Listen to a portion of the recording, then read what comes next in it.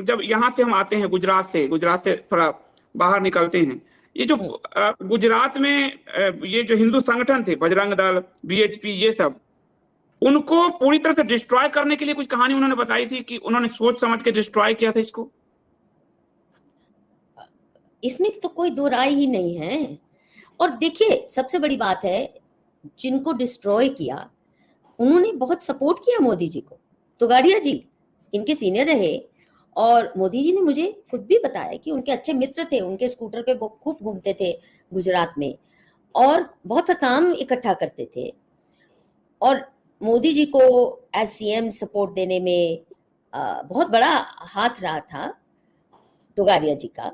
पर उन्होंने ये हालत कर दी कि गुजरात में घुस ना सके, और इतनी बुरी तरह क्रैकडाउन होता है, वो तो आप देख ही रहे हैं, जैसे गौरक्षकों पे, है ना, कितने केसेस हैं गौरक्षकों पे किए गए। गौरक्षकों को यूपी में तो 10 गौरक्षकों को उम्र कैद की सजा मिल गई। मेवात वाले भी तो यही किया, वो बजरंगी क्या मोनू मानेसर को गिरफ्तार किया, उठा के हरियाणा के पुलिस ने, राजस्थान में बिट्टू बजरंगी का भाई जलाकर मार दिया गया। तो ये वही किस्म के टेक्निक्स इस्तेमाल किए गए। और ये कि ऊपर से मत बोलो, अब तो ऊपर से भी खुल के बोलते हैं, इस्लाम रिलीजन ऑफ पीस, और हिंदुइज्म इज इनकम्प्लीट विदाउट इस्लाम, और क्या क्या नहीं, प्रॉफिट के लिए भी क्या क्या कसीदे नहीं बुनते मोदी जी। तो सवाल ये है कि अब, अच्छा, दूसरी एक और बात, गुजरात का जो मॉडल था गवर्नेंस का, वो दिल्ली में आके कैसे एक विभत्स रूप लेता है।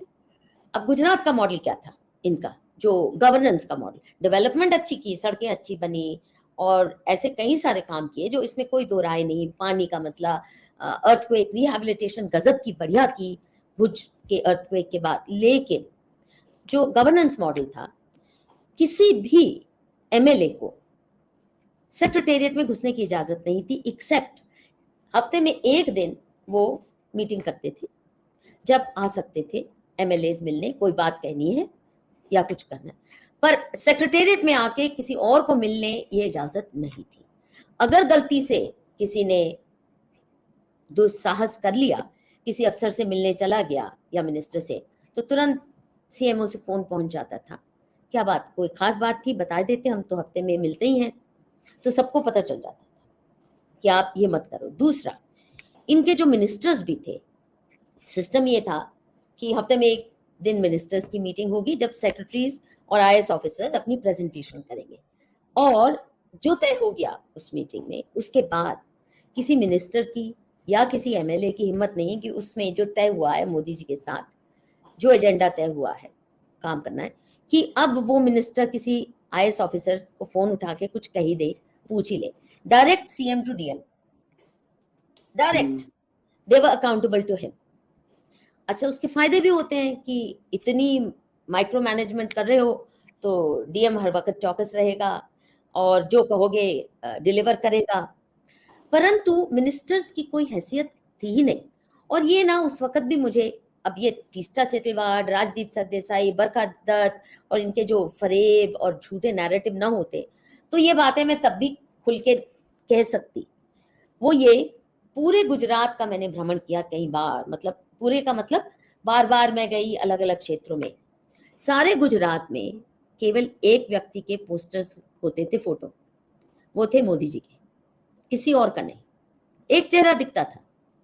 अगर मान लीजिए जैसे कोई कृषि का महोत्सव है या कोई शिक्षा से संबंधित है, तब भी उस मंत्री की कोई भी साथ नहीं थी, सब चीज मोदी जी के आसपास। यहां तक केयरफुली ऑर्केस्ट्रेटेड होती थी कि जब मोदी जी ने आना है किसी मंच पे, उससे पहले लोग जो मर्जी बोलते रहे, 15 मिनट, आधा घंटा मजमा जमाने के लिए, जैसे ही मोदी जी पहुंचते हैं, इट्स वेरी केयरफुली प्लान कि वो उतरेंगे, गाड़ी से कितने कदम चलेंगे, और फिर चल के स्टेज तक कितने कदम है, ये सब चीजें माइन्यूटली प्लान होती थी। जैसे ही वो पहुंचेंगे सब लोग हट जाएंगे, मंच पे केवल एक व्यक्ति होगा, वो होंगे मोदी जी।